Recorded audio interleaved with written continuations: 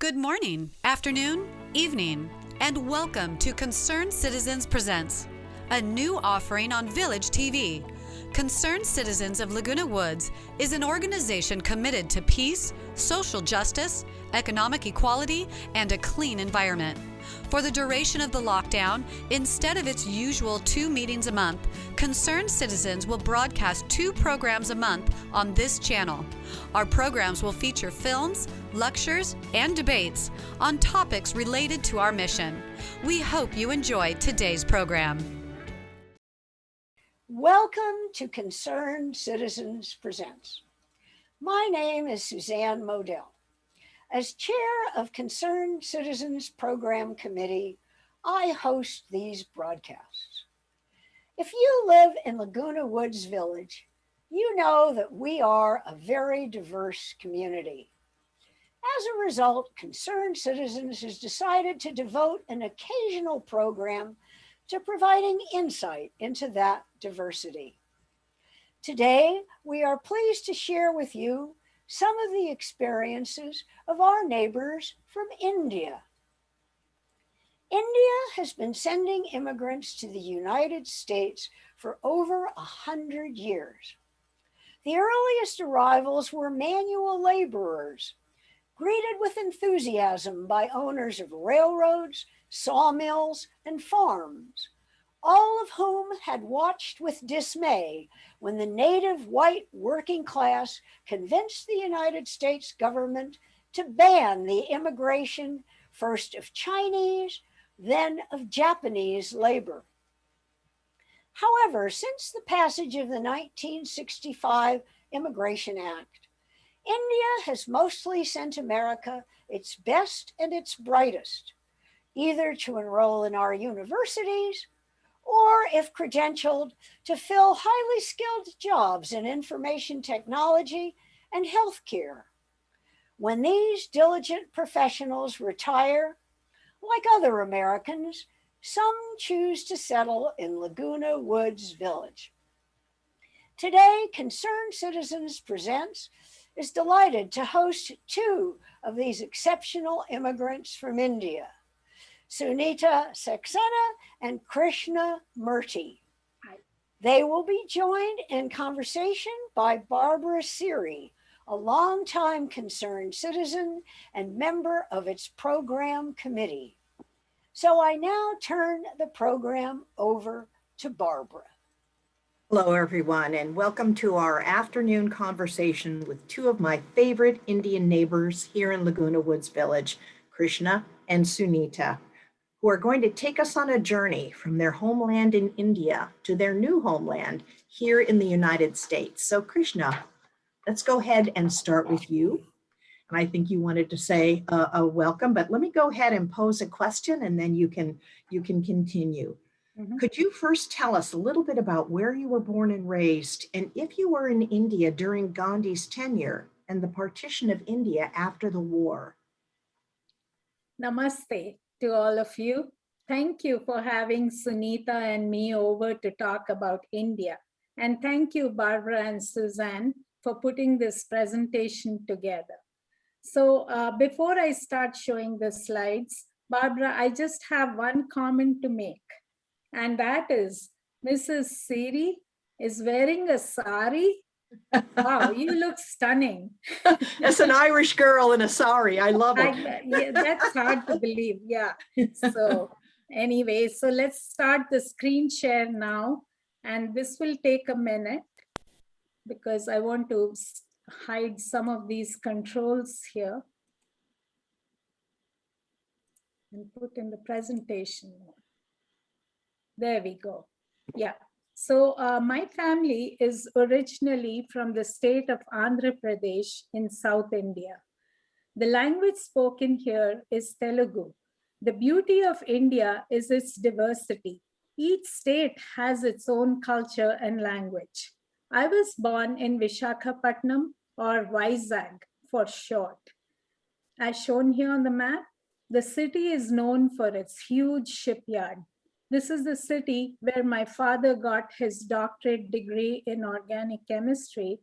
In fact, my mom had an undergrad degree in chemistry as well. Now, for my father's job, they had to move north to a place called Dehradun.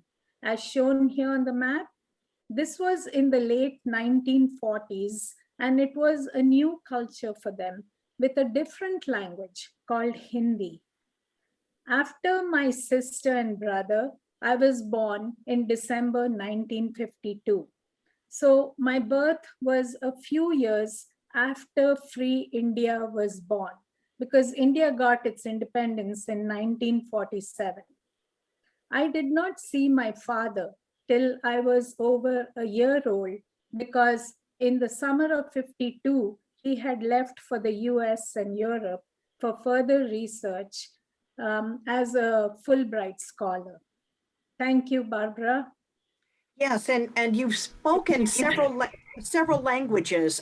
Which language did you speak in your home state? Was that Hindi, Krishna?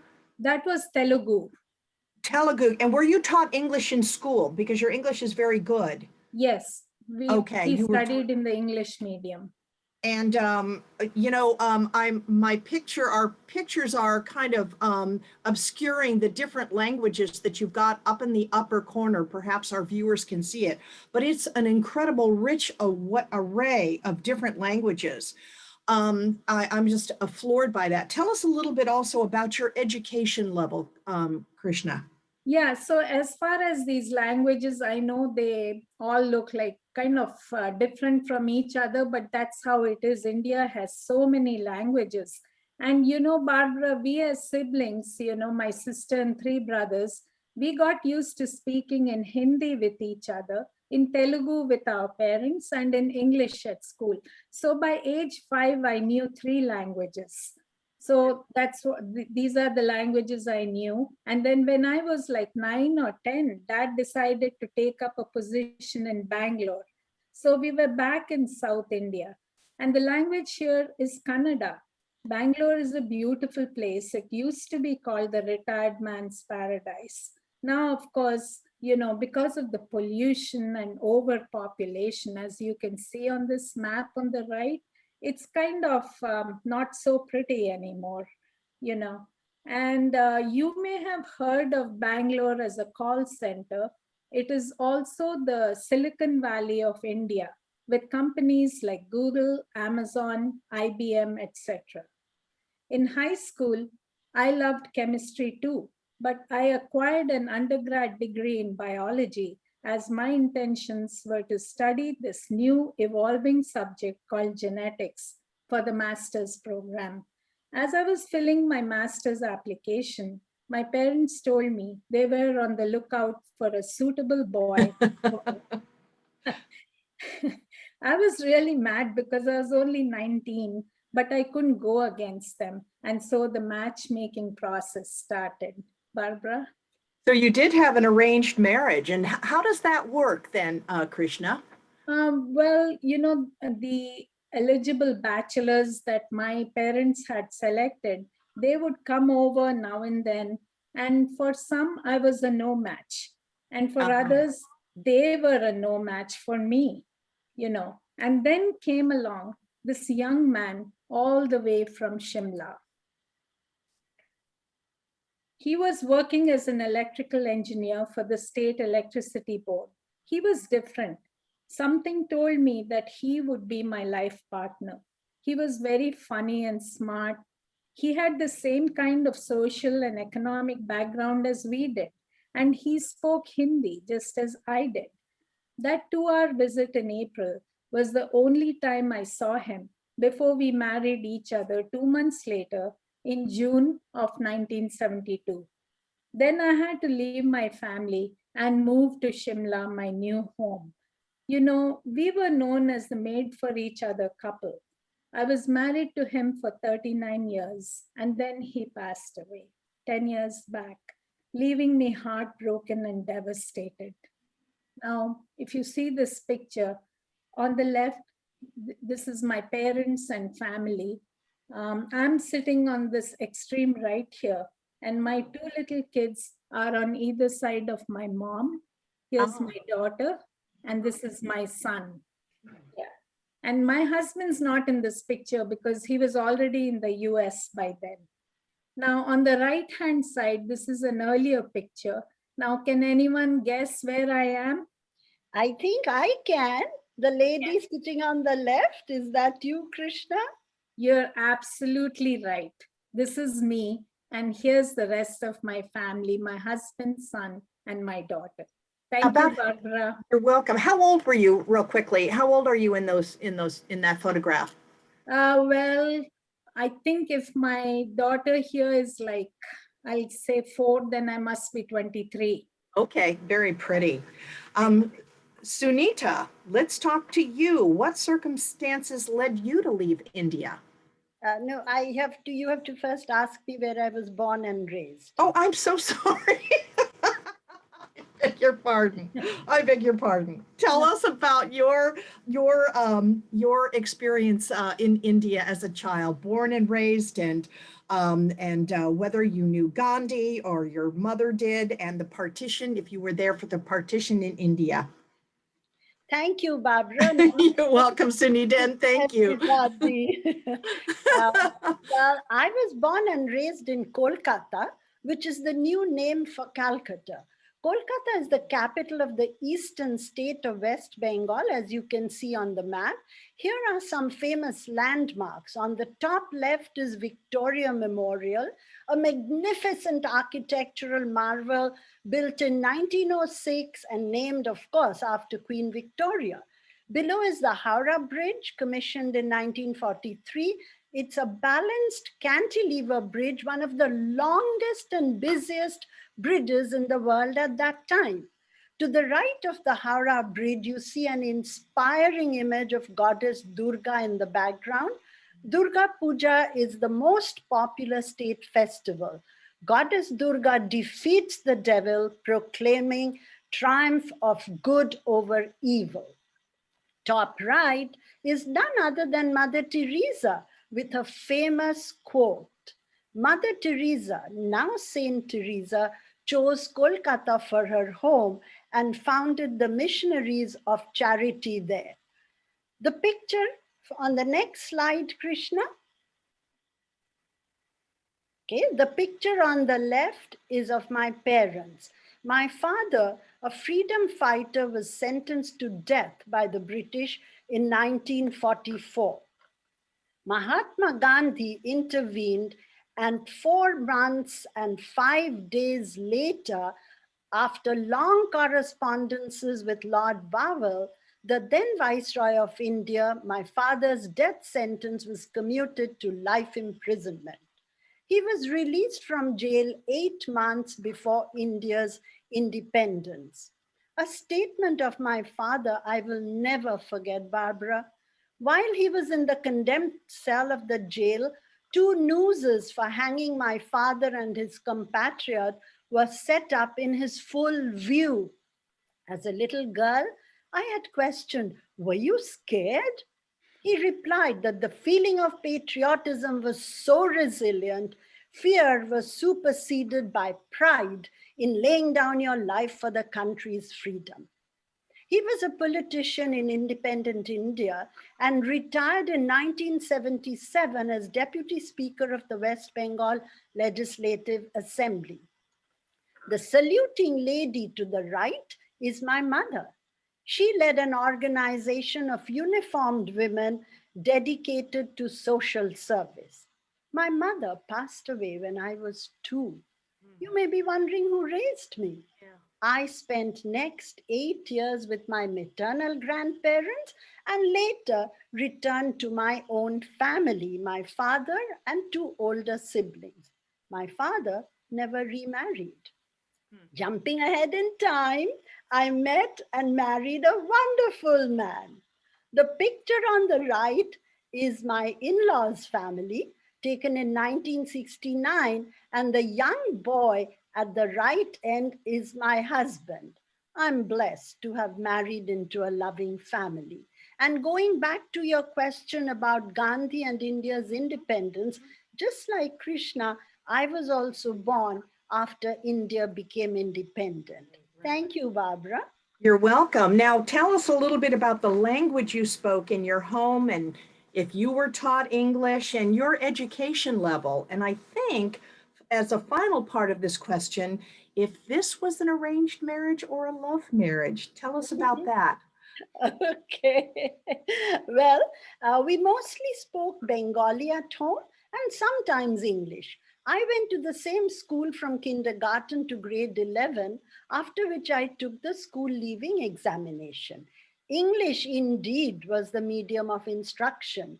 I went on to college and graduated with a Bachelor of Science degree, majoring in physics with chemistry and mathematics as my minors. I was offered admission to the Master of Science program in physics at the Calcutta University. Guess what happened thereafter? I fell in love and got married. It was not an arranged marriage. My family was quite progressive, particularly Oh. for their times. I had a Muslim and a British aunt who my grandparents embraced fondly, just like their other Hindu daughters-in-law. So love marriage was not an issue in my family.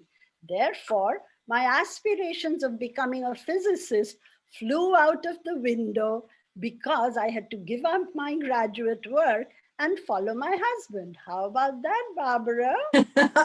Amazing stories. Krishna, tell us about why you left India and when. Okay, I'll get back to the screen here. Sorry, I'll have to keep doing this every now and then. Okay. I love looking at the photos.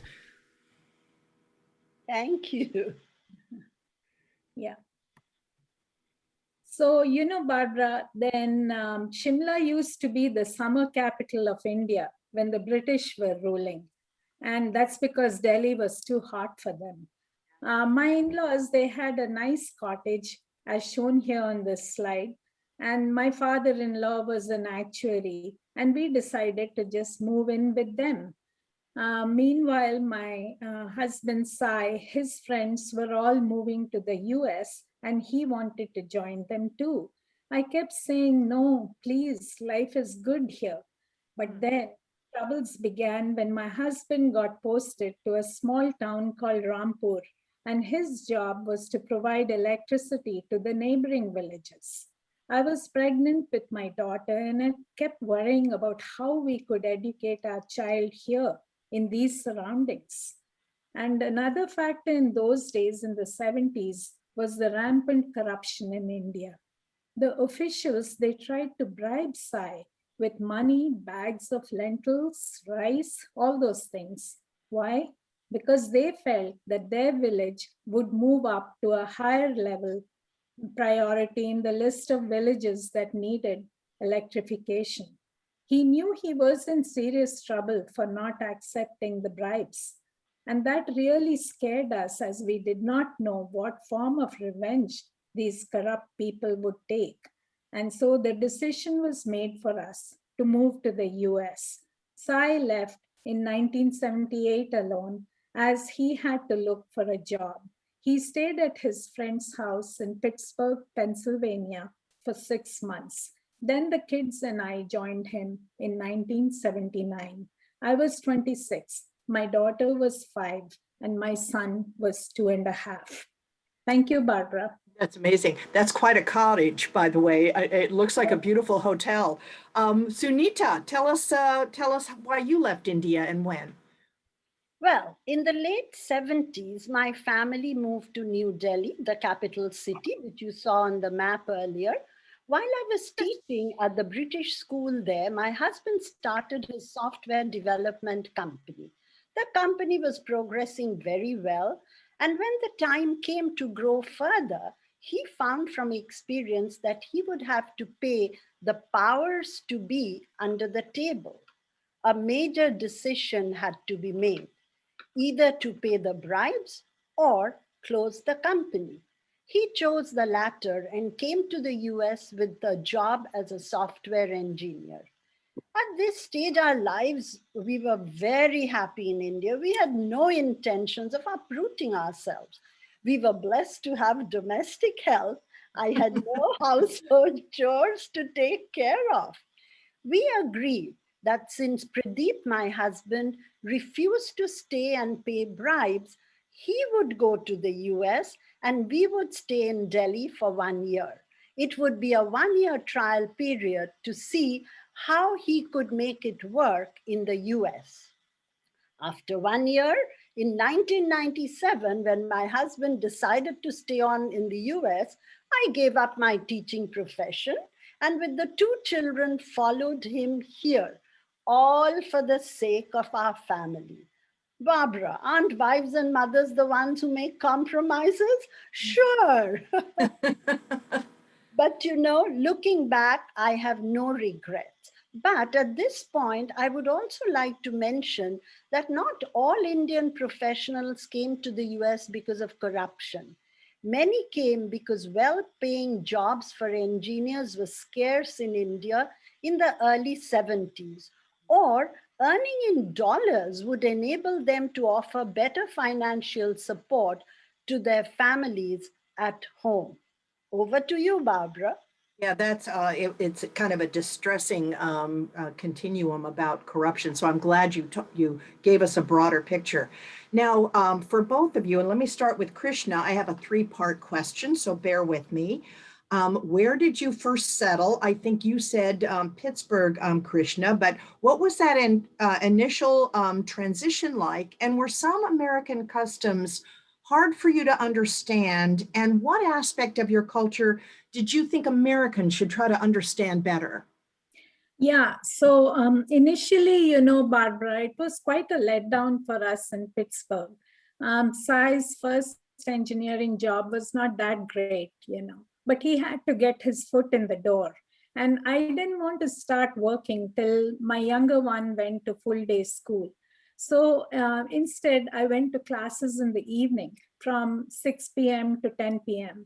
I took a 10-month course in Introduction to Computer Programming, not knowing what it was all about, as I had not even seen a computer earlier, But then it just turned out to be a perfect fit for me. Based on that certificate, I got a job at a small company. And the president of the company, who is himself first generation Italian, he encouraged me to get a degree in computer science. So I joined the university and got the degree while working full time. And my next job was at Bechtel, where I worked as a systems analyst.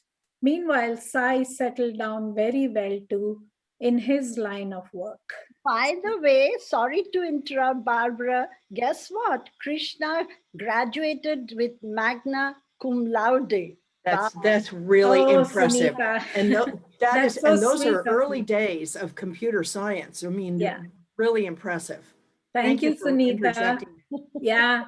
And then you were asking about those hard to understand things in those days. I'm reminded, like when we were new in the country, my husband and I, we saw a guy, he had all kinds of holes in his jeans and they were like, fibers hanging off and things like that. And both of us, we were thinking, oh my gosh, there's poverty in the US too. How sad, little did we know that he was making a fashion statement. Jeez. Right? So embarrassing. And another thing that comes to mind is this doggy bags. The concept of a doggy bag wasn't there in India. And I think this is such a great idea, to bring food back home. Yeah. Now, to answer your next question, Barbara, many Americans ask me, why do Hindus have so many gods? All Hindus do believe that there's only one God who energizes the entire universe. That God is not far away, but he's inside each and every soul. He's in you, he's in me, he's in our consciousness waiting to be discovered. And the goal of Hinduism is to know this truth. Our scriptures called the Vedas, they teach us that the purpose of life is to liberate oneself from the world of desires and pleasures, from the cycle of life and death, and to become one with God. Now, is that an easy job for anyone? No, of course not. So Hinduism has given us the freedom to approach God in one's own way, whatever form you choose, and follow the path that best fits their temperament. Over to you, Barbara. That's really interesting because that is a misconception. Sunita, tell us the same, answer the same if you would, please. Sure. We came to Los Angeles, where my husband was a contractor with Disney at that time. The transition wasn't difficult, primarily because we spoke the local language. Of course, the accent sometimes came in the way. Here are some contrasting facts of our transition. In India, the doorbell rings all the time and visitors arrive unannounced. Here, even my neighbor calls before she visits me. That was strange. We Indians are socially discreet. Couples don't hold hands or hug in public. Love between husband and wife, parents and children is not expressed much verbally. It's taken for granted. Even now, at the end of a phone conversation, I'm not able to say, I love you to my children or my husband. Really? Wow. One characteristic of the locals I cherish here, how everyone your eyes meet on the street or store would say a courteous hi. In India, that doesn't happen. One greeted only people one knew. A common question I've been asked is, what is that dot you wear on your forehead? It's called bindi, most commonly to represent a married woman. It is also said to be the third eye that wards off bad luck. Nowadays, though, it's more cosmetic, even matching the color of the bindi to one's attire. Now, Barbara, I will share a hilarious experience of mine. In Delhi, I used to drive a 10-seater car, Tata Sumo. I was very comfortable and confident. Incidentally, 25 years ago, there weren't many lady drivers in India. So when I went to the DMV in Glendale for my driver's written test, I had no fears. I failed the written test twice. Looking back, I think I was applying more physics to some of the questions. The saga didn't end there. I failed my driving test twice too. God. I failed because of higher traffic speed here, more rigid rules, and of course, my high stress level. I told my husband, if I don't get my driver's license, I'm going back to India. We know that if you can't drive in LA, your life is completely restricted. Well, I passed the third time, so I'm here, Barbara. Interesting, because I've seen what the traffic is like in India, so I figured it'd be a piece of cake. But yeah, you were probably too physics oriented. Now, Sunita, you were also saying your husband was first working for Disney. Was that? Did I understand you correctly? Tell us what he did. Well, before that, let me tell you what I did, Barbara. Oh, I beg your pardon? No, that's fine. 2 years after we came to the US, which was in 1999, I joined St. Francis High School in La Cañada in the LA County as their technology coordinator. This is a private Catholic all-boys high school. No technology classes were being taught at that time. I set up a curriculum for the freshmen and next year for the sophomores as well, followed by the introduction of AP Computer Science for juniors and seniors. As we know, St. Francis, the patron saint of my school, was a progressive Catholic saint who embraced all religions. I'm also a progressive Hindu. Our Vedanta philosophy explains that God is one. Different religions call him by different names. Following those principles of universal spirituality, I enjoyed attending our monthly school masses and all other Catholic celebrations. Fortunately for me, I never felt any discrimination. A brown woman in an all-boys school? In fact, I treasure the unconditional love and support I received. St. Francis High School continues to be my second home. Now, you asked about my husband. He worked for Hewlett Packard from 1997 to 2013, later contracting in different projects, and is currently working as a data scientist contracting with the US Navy. Thank you, Barbara. You're welcome. Thank you. I love the St. Francis story.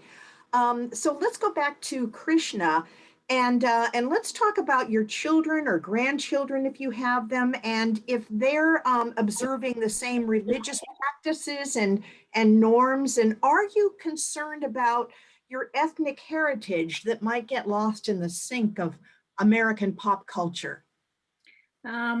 Okay, so please let me introduce my family to you all. Now on the left here is my late husband, Sai, and this is me, of course. And then here on I the skipped right. I skipped a question again, didn't I? You know, I think I skipped a question, didn't I? Or did I? No, okay, that's good. okay. All right. I Okay. can continue into that, yeah. Okay, So good. here's All a right. picture of this is my son, my grandson, my daughter-in-law.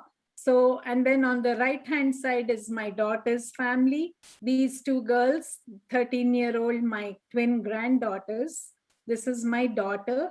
This is my grandson, who is 11. And this is my son-in-law. So, Barbara, both my children and their spouses, all four of them are engineers by education. Then our temples, they are playing an important role in cultural transmission of values from one generation to the other, though it is true that family still serves as the primary socializing medium. Hinduism, it really has like four kind of different paths that you can choose from for your own spiritual journey. So some choose the path of knowledge, others, through their love and devotion to God, some through meditation, and lastly, some through work, like helping others selflessly. Both my husband and I like the path of serving others. They do say service to man is service to God. And the children prefer this path too. So, with the children leaving India at the ages of 5 and 2.5 and getting an education in a new country, we did think of their ethnic heritage getting lost. Yet, we were not prepared when our daughter told us that she is marrying a non-Indian. We were worried that she would lose her ethnicity and will miss out on all the social support networks. My son-in-law is of the Lutheran faith, and he's an excellent young man, originally from Iowa. We invited him over to our house before she got engaged to him to check out his values. What we realized was that one big drawback of an arranged marriage is that it does not look into the compatibility of personalities. We loved him too and could see why she gave her heart to him. I admired the way they both respect and understand each other's religions and cultures. And the kids get the best of both the worlds. We were never a 100% of any culture in India, and this marriage provided a beautiful mishmash of cultural identities. So they live in Austin, Texas, and of course, being the grandma of the 3 kids, that is the biggest joy in my life. Now, my son, he's the younger one. If Pittsburgh, Pennsylvania had to choose the best Steelers fans, he would be in the top 10. Need any statistics on the Pirates or the Penguins team? You can ask him. What I'm proving is how nicely the next generation has assimilated within the US culture. We visit India every few years, but this is home for the children, and he has so much pride for this country. But, with the immense chaos around us and in the face of so much suffering nowadays, due to the pandemic, my heart says, see yourselves as humans first, regardless of religion. Be happy with the person you choose to be your life partner. My daughter-in-law, she is very sweet She's of the Jain faith, that is Jainism. They both understand and respect the fact that each religion has its unique beliefs and practices. My grandson, he's the love of my life. He's just 7 and he's my companion. I'm fortunate that they live just 5 miles down the road. Thank you, Barbara. It's lovely. Sunita, tell us about your family. I have a son and a daughter, no grandchildren, but a grand dog who's the apple of our eye. Both our children graduated from UC Berkeley. My son left the US not so much by choice, but because of immigration hurdles. He was older than 21 years when we applied for our green card, so he could not be included in our application. He had a H-1 work visa. Although his venture capital firm applied for his green card, it was taking longer than expected. So in 2006, he went back to India. We were stunned by the challenges of the US immigration system that lost a well-educated, hardworking young man and separated our family. Thereafter, he became a world traveler.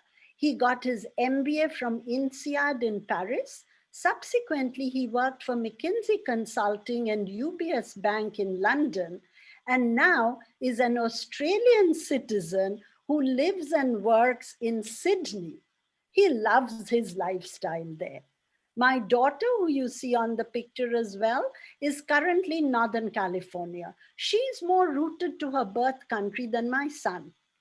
She learned Indian classical dance here in Los Angeles, which exposed her to deeper insight into our religious practices.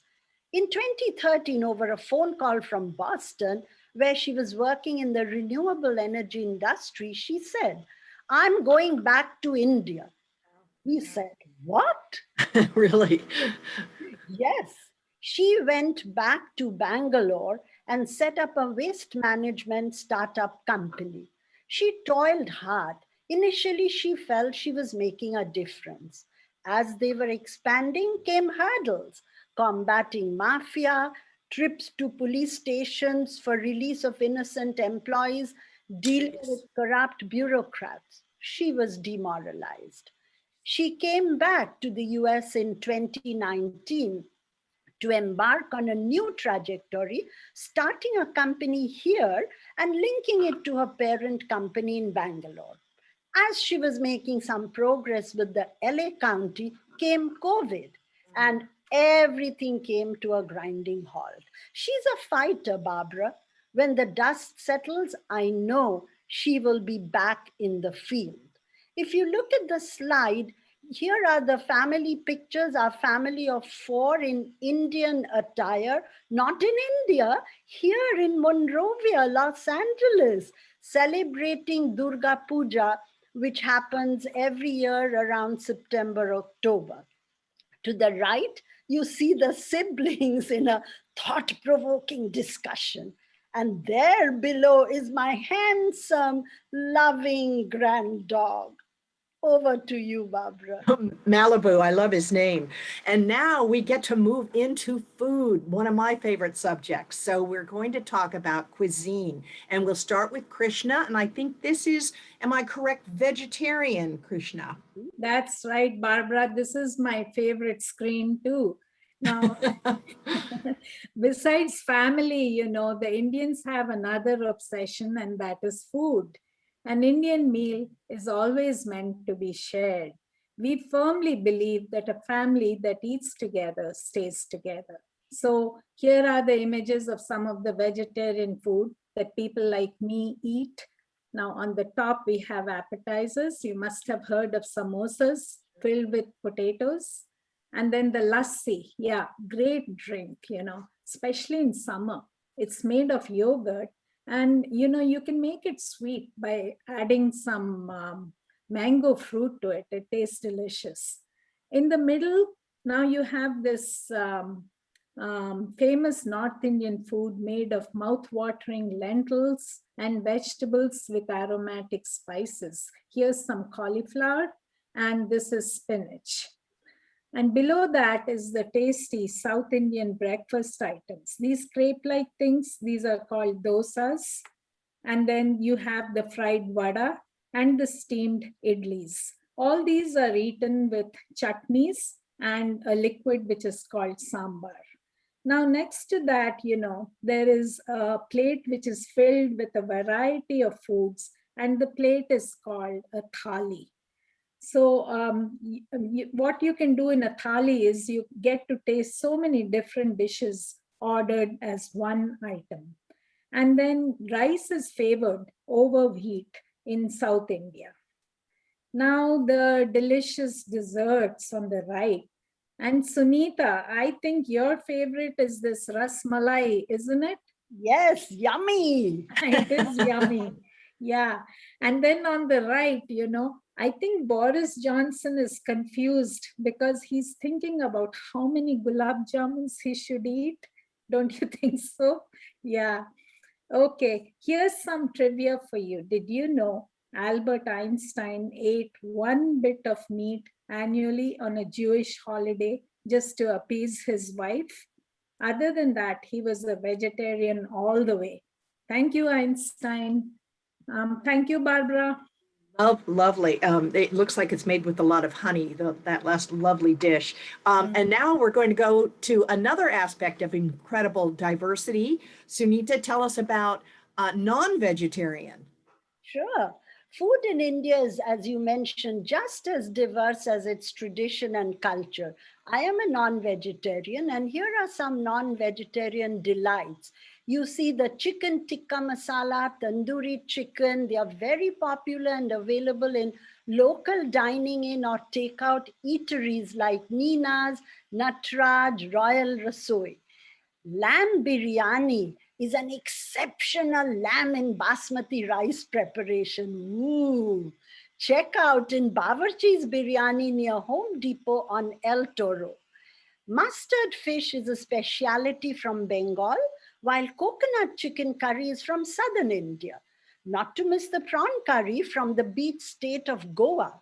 After a delicious spicy meal, you will need to soothe your palate with desserts you saw in the previous slide.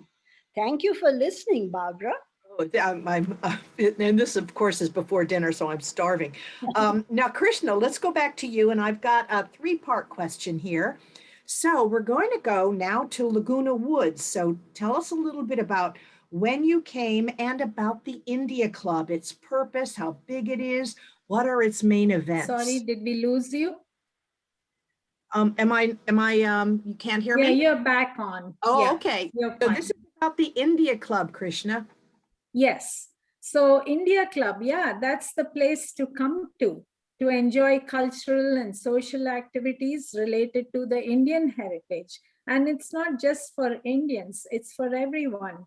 The main job of the club is to promote the awareness of Indian culture to the diverse groups that live here in Laguna Woods.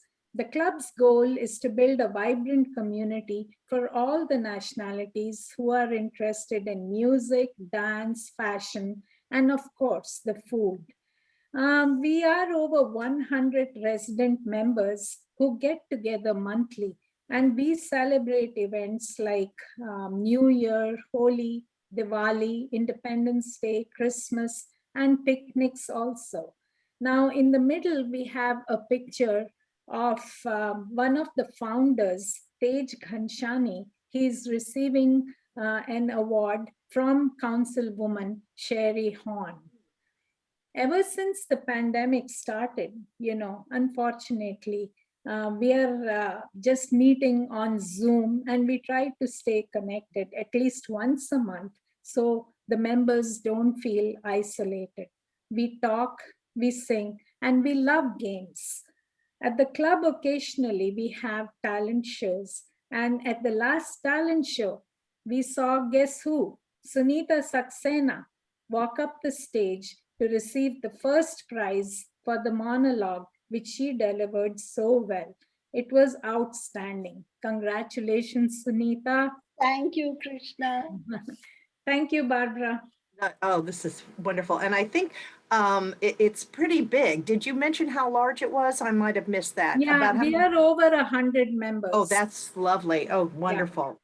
Now, Sunita, tell us about why you came to Laguna Woods, and also, did you feel welcome and integrated? And has there been any unfortunate instances of discrimination or rudeness? Well, after purchasing our home between 2009 and 2016, we were just weekend visitors because my workplace was 60 miles away. After my retirement in 2016, I became a 24/7 resident. We love our life here. We call it the heaven on earth. My husband is an avid sportsman. He loves all the sports he plays. I'm more of an arts and culture person. I'm a member of many different clubs, the Old Pros, Daughters of the British Empire, India Club, Film Club, etc. During my school days, I actively participated in school productions. Here in the village, I went back after many decades to a little bit of that trait, acting in a short play called The Jar about an elderly couple, an American husband and an Indian wife. Then, recently, I acted in one episode of a serial, Tales from the Woods, all directed by the Old Pros for our television channel. Hosting Trading Post on Channel 6 was a delight for me. I also love the different emeritus classes I take now online. We have fortunately not experienced any instances of discrimination here in the village, although I have heard that a couple of Indians here have felt differentiated in some of our village clubs. We have a close-knit neighborhood group looking out for each other. Members of my club treat me like anyone else, often questioning to know more about India. Back to you, Barbara. I'm very glad to hear that, although it's troubling about a couple of individuals. That's troubling. Krishna, do you feel that there are problems with Indian Americans and what they face here in the United States? For instance, accents, anything like that that you've experienced? Yeah, actually, we do bear the brunt of many jokes, like with Apu in The Simpsons. Our Indian accent, it may sound funny to others, but the recent relentless attack in the name of comedy, that really impacts how we are viewed in real life. It stops being a joke when kids are bullied in class. That really hurts. Now, just couple of weeks back, I heard Hank Azaria, who was Apu's voice in The Simpsons. I heard that he's saying that he feels like he needs to apologize to every Indian in this country. The show was founded on good intentions. I wholeheartedly believe that. But yes, it did lead to structural racism, And also the lack of knowledge about Hindus allows the public to stereotype Hinduism, focusing on caste and cows and ignoring the vast spiritual base of the religion. Such stereotypes are also reflected in the media, in the textbooks, and presenting a very negative picture of India in general. Of course, it can feed into anti-Hindu hate crimes. We do well with education, but that aspect has labeled us as antisocial and being withdrawn from society. That same label goes against us at the workplace.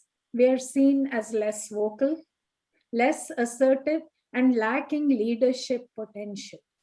That may be the reason that 20% of the Indian Americans, feel that they were not hired or they were denied a promotion. And after 9/11, Indian Americans have been the target of hate crimes.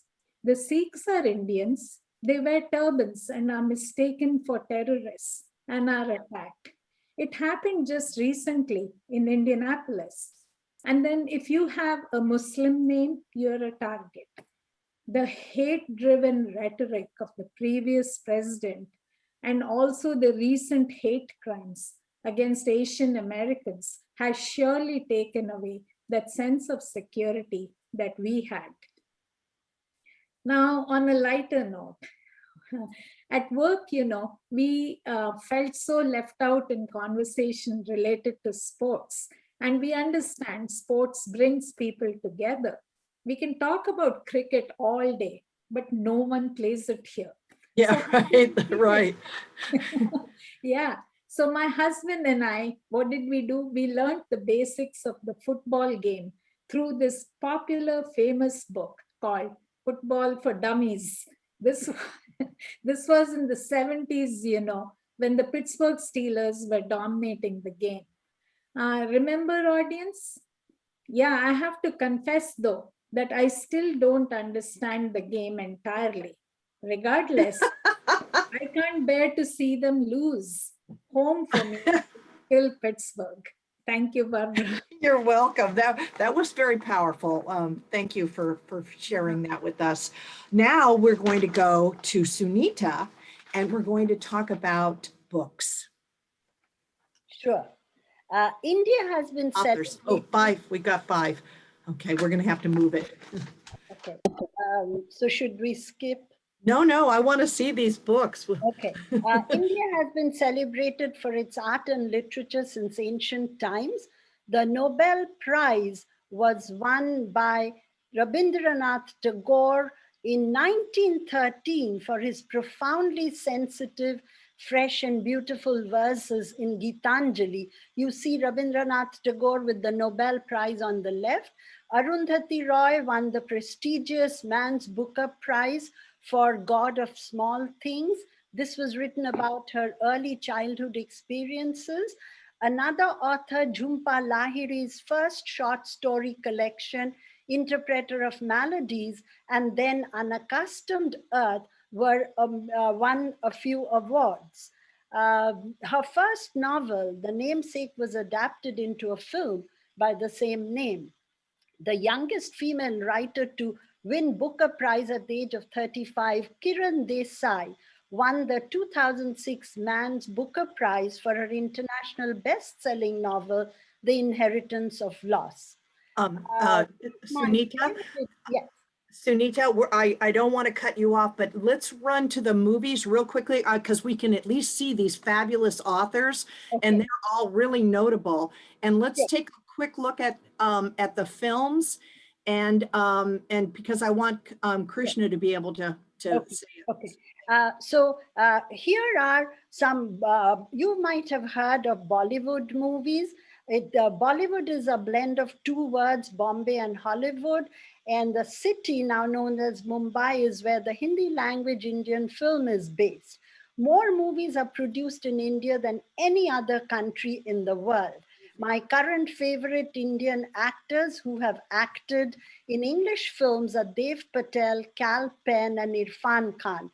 But Barbara, the recent Oscars brought back memories of this legendary filmmaker, Satyajit Ray, who you see on the left, and he was awarded the Lifetime Achievement Award and for his filmmaking skills. He's a world-renowned filmmaker now. I'm so glad to see his name. No, I'm so glad you put that up there. Let's move to Krishna real quickly. Krishna, did you want to say something?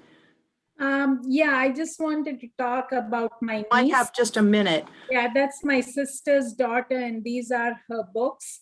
Lovely. And, yeah, all these books. And, her first novel, it was taught at the English class at the University of New Mexico in Albuquerque. And she's also the India ambassador for the Alliance of Independent Authors. This is an organization of authors who prefer to self-publish their books rather than traditional publishing. I know we're running out of time, so I'll give it back to you, Barbara. Well, I mostly wanted you to be able to show the incredible diversity and richness. And I think Ramesh Joshi's daughter published a book called The Henna Artist. Do I have that right?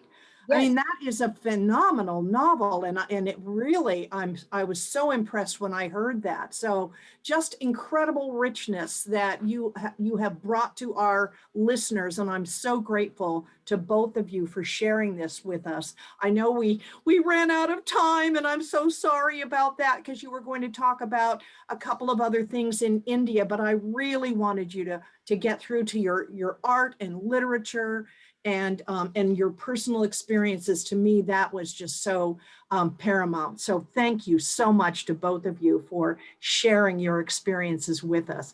Namaste. Namaste. Thank Namaste. you, Susan. Thank you, Thank you, ladies. Barbara, for having us. My pleasure. It's been such a pleasure getting to know both of you. Thank you.